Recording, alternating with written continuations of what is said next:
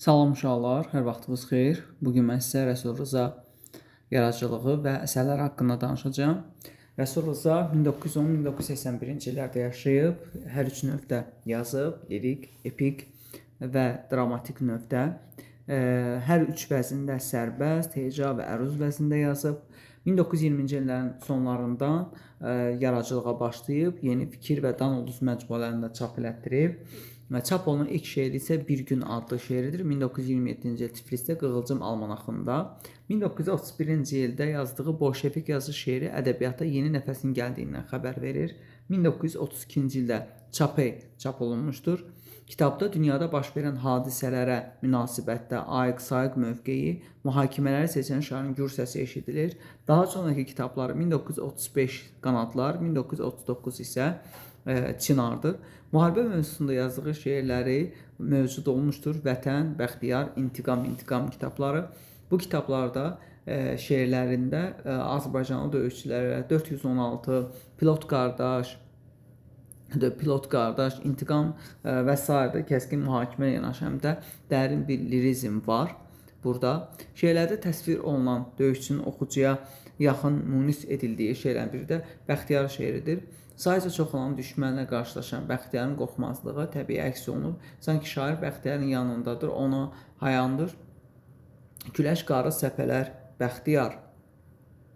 Ağ geyinib təpələr, Bəxtiyar. Gecə qara, yol uzaq, qardaşım. Göylər bulud, çöl düz, ağ qardaşım.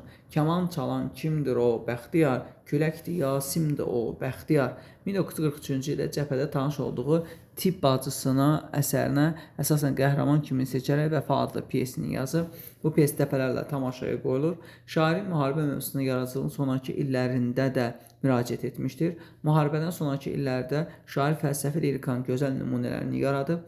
Bu şeirlərdə insana hörmət, məhəbbət, onun bütün pisliklərdən uca görmək arzusu ifadə olunur. Bu dövrə yaradıcılığına aid şeirlərindən Mən torpağa, İnsan şəkli, Açın qapıları, İnsan gəlir və s. oxucu şairin yüksək ideallarının ifadəsini görür.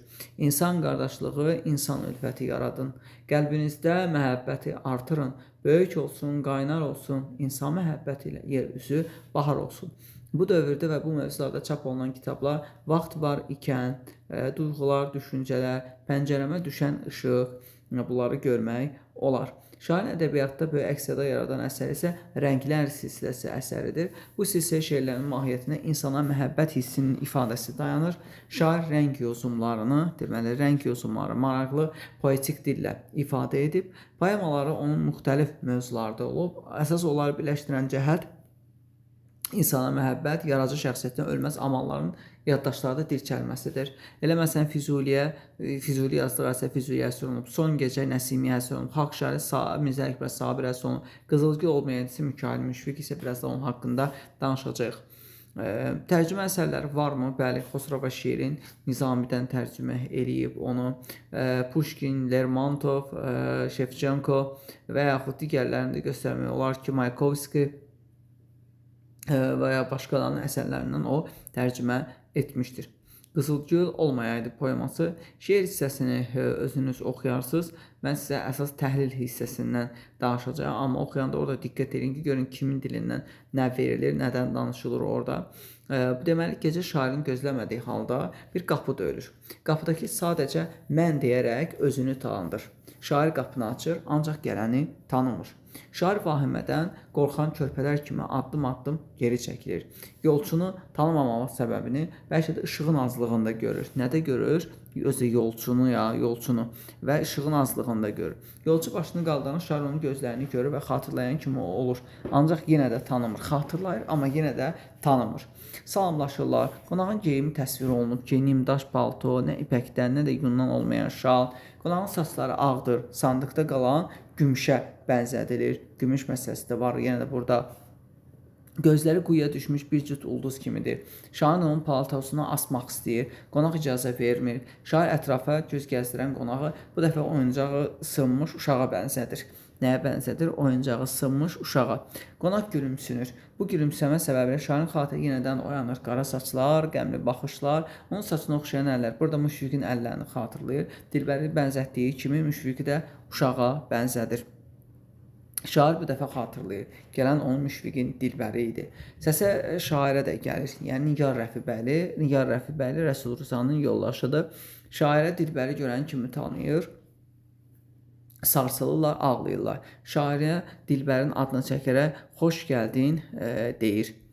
Otururlar, araya amansız bir sükut çökür.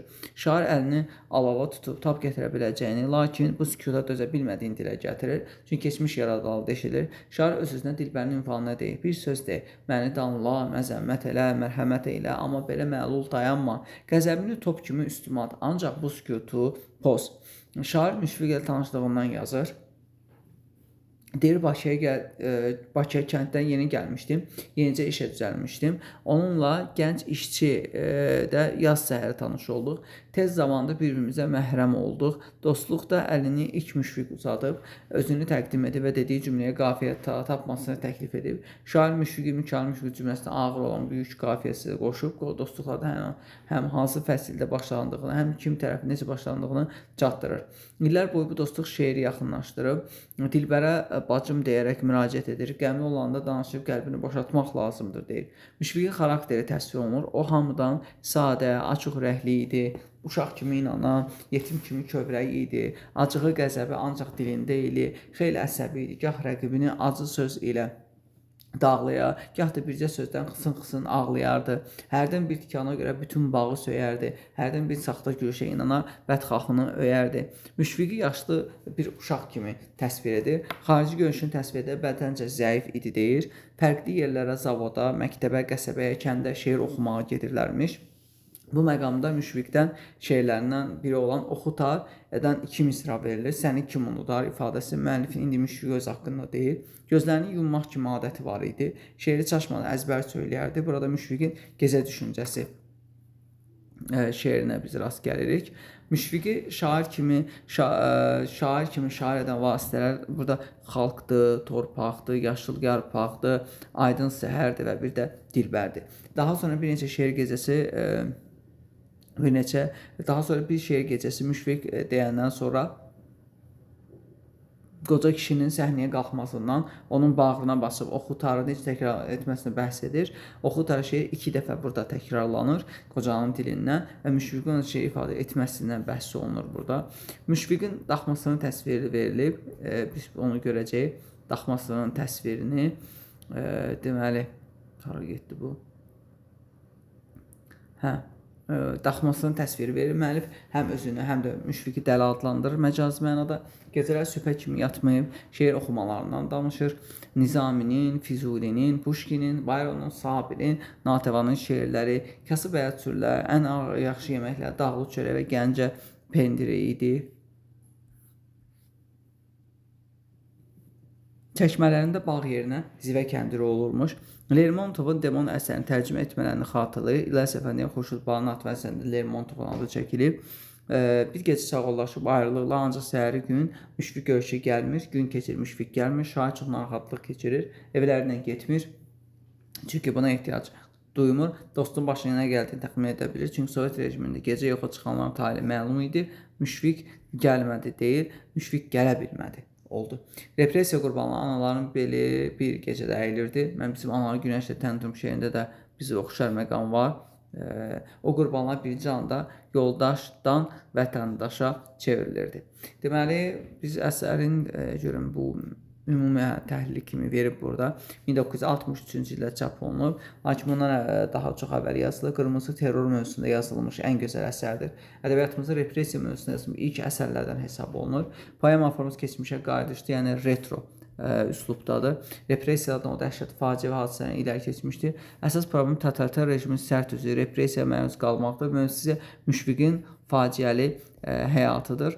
Təhkiyyatçı müəllifdir. Hisslərini Dilbərə müraciətə danışır. Müşfiq obrazı xatirələr əsasında canlanır. Obraza ayrılıqda geniş yer verilmir. Süjet üzrə inkişafda deyil. O müthiş illərdə itirilmiş dost və insan haqqında xatirələr, bu itkidən doğan kədər və istirabın süjetinin əsas məğzini təşkil edir. Lakin bu süjet vahid üzrə qurulmamışdır. O Müşfiqə, Cavidə, Seyid Hüseynə, Çuvarlıya, Ruhullaya, Qənim Düşmən Kəsənlə təsvir olunub. Sərim Petroviçlər, Toporadzelər, Makaryanlar, Vaşovlar əllərində ölüm qərarı yazılı vərəq deyib gördükləri keyfləri, kök, damaqları çağ halda oxucuya təqdim olunmuşdur. Ondan sonra bu isə yəni onun ümumi haqqında olan hissələrdir. Sonra gəlir Çinar ömrü şeiri.